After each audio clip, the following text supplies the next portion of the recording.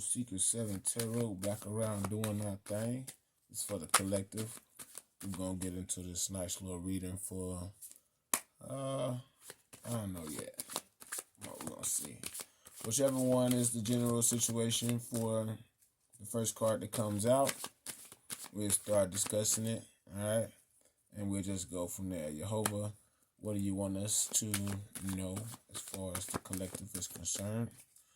Ruler of the Wheel of Fortune, Jehovah, what would you like us to know for the collective?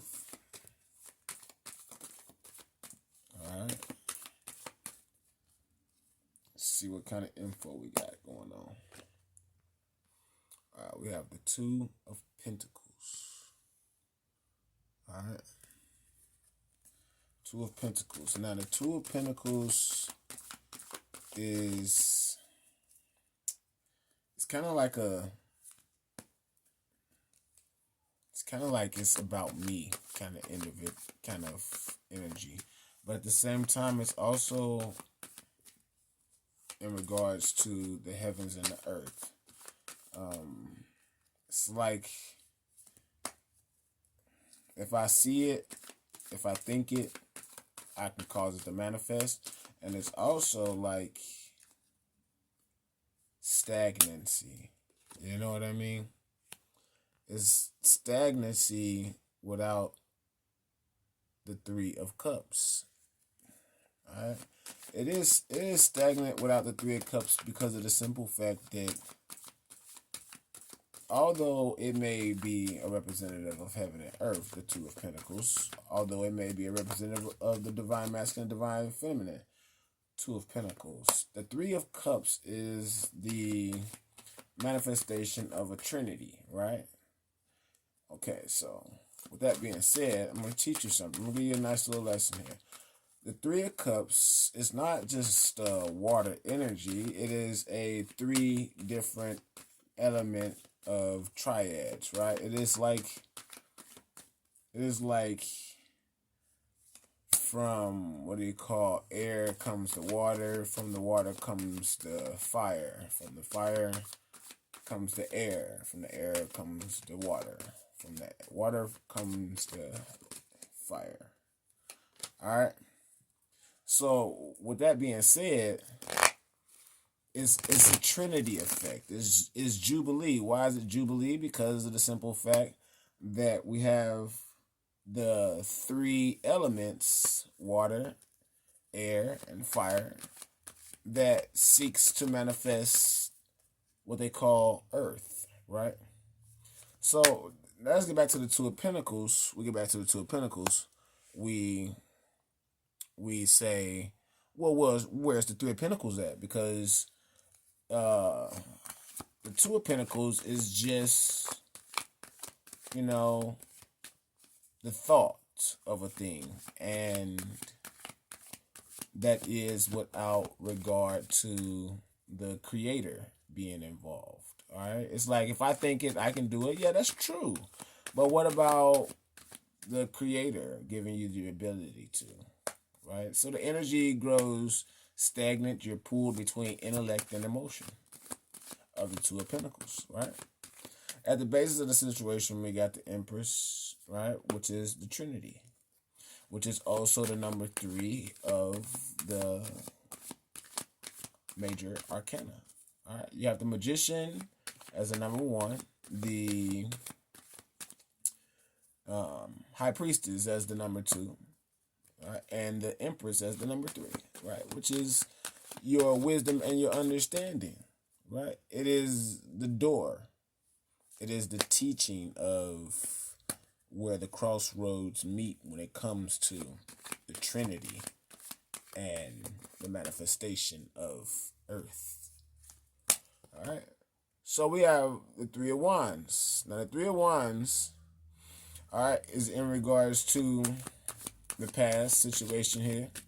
It is in regards to looking to the astros in order to see, in order to manifest, in order to wait for your ships to come in. All right.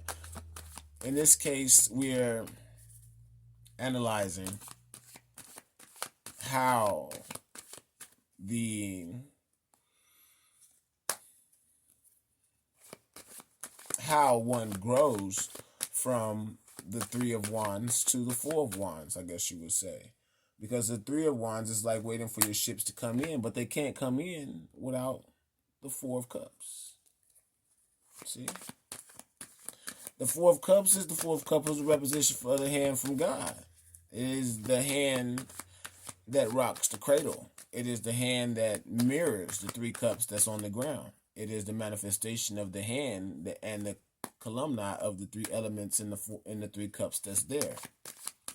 It is the manifestation of water, air, and fire, right? In order to produce that earth, which you need those three.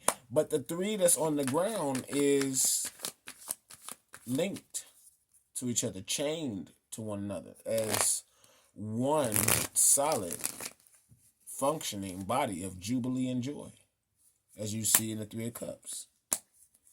So these teachings right here is going to tell you, well, have you accepted the cup from heaven? Have you? All right. Have you accepted the teachings of Torah? Or did you go after your emotions and think that you was all that and then some? You wanted your cake and you wanted to eat it too, but you wanted to hang around the emotions of the moon and deny the power of the sun, where there's no shadow of turning. All right. Now, how does that happen? How does the vessel or the body of the sun retain its energy without having a shadow of turning, right? The thing is that when the three elements combine, which is fire, air, and water, you get the earth, right? Which is the hand from heaven and the Four Cups. But at the same time, we're looking at the number 12 within the constellations of all the constellations and the zodiac. We're looking at wisdom, all right? We're looking at the manifestation of wisdom in its most positive aspect when we see the zodiac and we see the teachings of the zodiac. But at the same time, we see the power of the sun in the middle of the universe, giving light to all. But a lot of people, they hang around there, that wounded warrior energy, right? Not giving a hoots about who created and did the three elements of the Holy Trinity manifest into the flesh, right? But the hand issues from heaven, Four of Cups. Do you want it or not? Aries, Capricorn, Cancer, Sagittarius. These are you guys'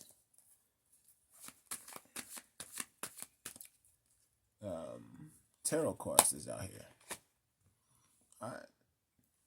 And the emotional concern for you guys is the Magician. He's concerned about you guys. Because those four elements, they manifest after one adheres to the fact that those three elements produces what we call the body, right? And they say, well, how do you get fire from water? Well, the water dries out and it turns into dust, and dust gets ignited, right? But at the same time, we're going to look at the environment of the Two of Pentacles. The Two of Pentacles is the Hangman. Because of the simple fact that the water is stagnant, the Hangman, which is also the 12 wands that's out here.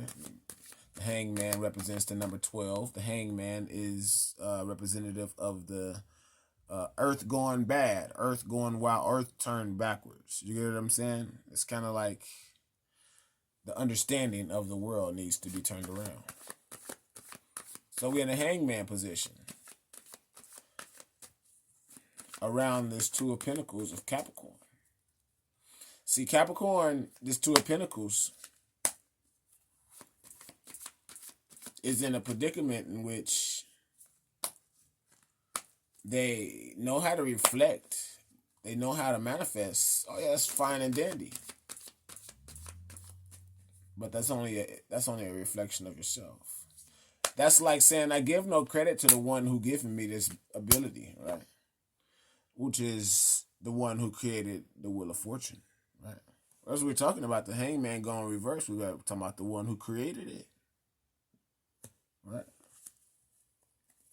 And the best part about it is, not only do you get to continue waking up eating cereal in the morning, not only do you get to continue to manifest your Two of Pentacles, but now you're manifesting it on a respectful level in which you actually get to see the boss who created this wheel in the first place. Right? It's a beautiful teaching when it comes to Secret 7 Tarot. A lot of people, they say, well, I don't know. Should I teach tarot in concordance to its true teaching? Maybe, maybe not. But for those who can understand, they understand some things make you a star. And the best part about it is that becoming that star is becoming the true self in which you can actually live within the celestials by which you seek to project your imagination. The star is like your mansion in heaven. Your mind here in the Two of Pentacles is just trying to get there. You want to manifest it here on the terrestrial. When the terrestrial and the celestial wants to unite you within your own mansion in the universe. All right, so we're going to see what's the best part of waking up. All right. Move away from those emotional stagnant energies, all right, that create the Two of Pentacles. All right. Move away from the stagnant energies that create the Two of Pentacles and accept the cup from heaven in this teaching, all right?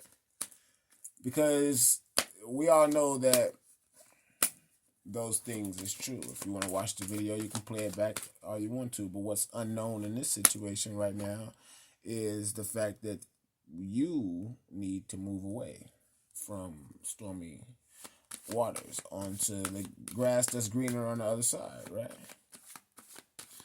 To adhere to the true teachings of tarot is to accept the fact that the Empress is the manifestation of the word.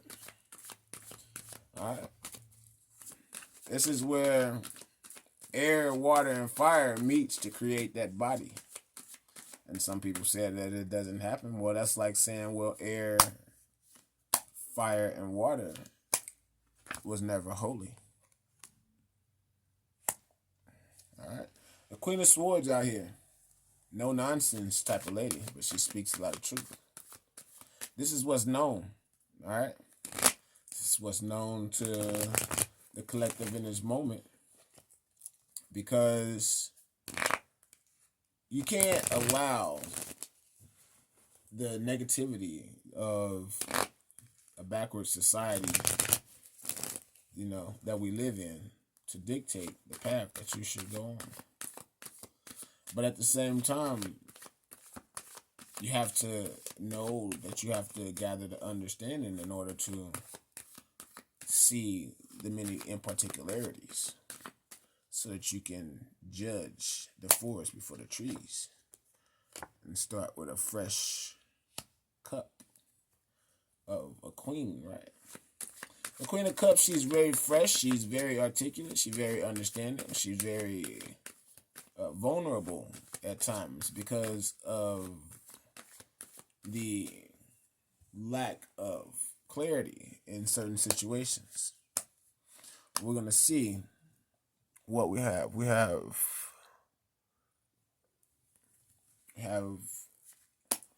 about, I'm going to do about 5 to 10 more minutes. Let's see. with this reading, with the Queen of Cups, because this is in the emotional attributes. This is in the material world as well. This is a lesson on how to be creative, right? How to create your archetype world by way of knowing the Queen of Swords, right? She's just the words by which one can be creative and to use the ability to be understanding, right? She's given the ability to bring karma at any time she wants to anybody. The best part about her is that she's truly no nonsense. But when you want to get to the life of creating your own archetype society from what you project with your Two of Pentacles out here, then we're talking about something else, okay? So we're going to see what is the light and what is the darkness of the Queen of Cups. We're going to break this down to a fire, air, water, and earth pyramid from the top of the pyramid to the base, starting at the Queen being the premise, okay? We have the Ace of Wands. The Ace of Wands is the hand from heaven issuing down to let you know that, yeah, these things is true and that this is a fresh, new, creative endeavor that is given from the Most High God, from the hand of God. All right. This is a great teaching. It is a teaching that's about lots and lots and lots of beautiful things when it comes to the elements of creation and how to stabilize the power of the Empress within one's soul. You have to use also the power of the King of Wands because he is a manifester of the praise of the ruler of the Wheel of Fortune. What we see here is the Wheel of Fortune here. He is the symbol of the highest praise given to the Wheel of Fortune. He is the crown, like the head honcho. All right. He knows that the hand of the Ace of Wands, that there is no better combination in the realms of the wands that comes to fruition. All right. So we have a special message that's delivered with the Knight of Cups. He's delivering a special message from his heart to you guys. And right now, he's the creator of this teaching, this lesson. He rules the 8th and the 9th and the 10th house of Pisces, which is the 8th, 9th, and 10th cups. All right. He has no emotional, what do they call partiality. All right, he's very impartial when it comes to his emotions because he can stir you up a mixed cup of, what do they call, BS, or what do they call the Tower in reverse, right? But at the same time, he can be a creator and a teacher. All right. What do you want to show as far as the sustainer here?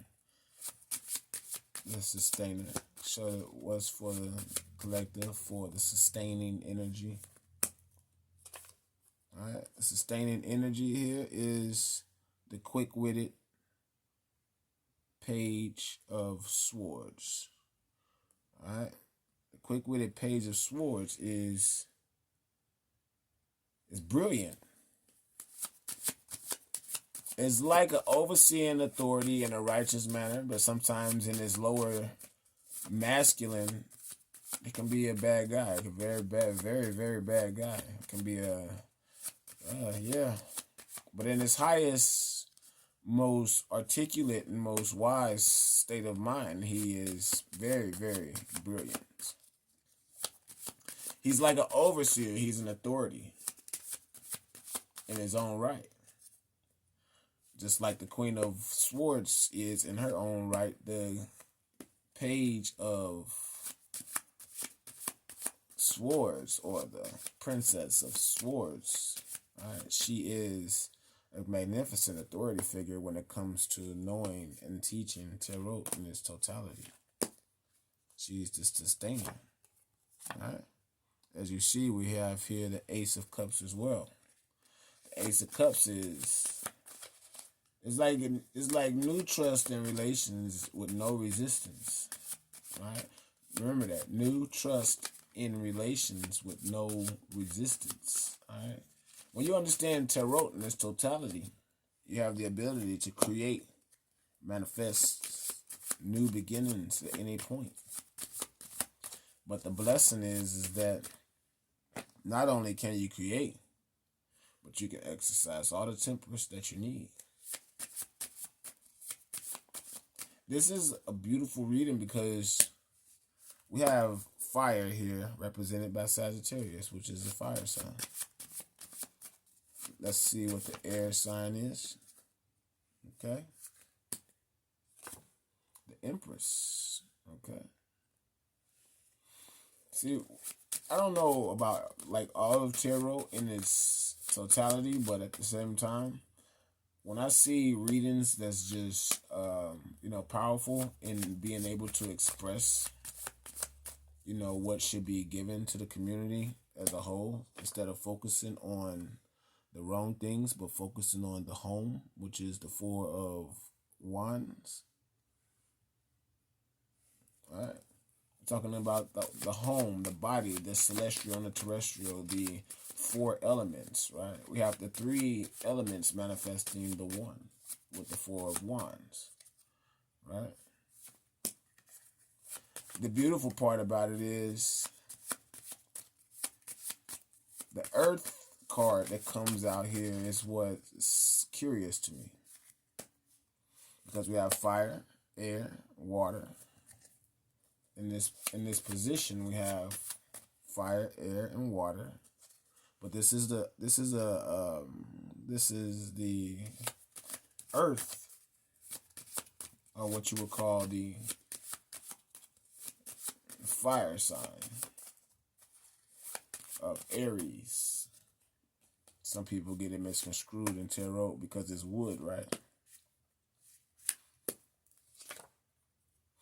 We also have the Page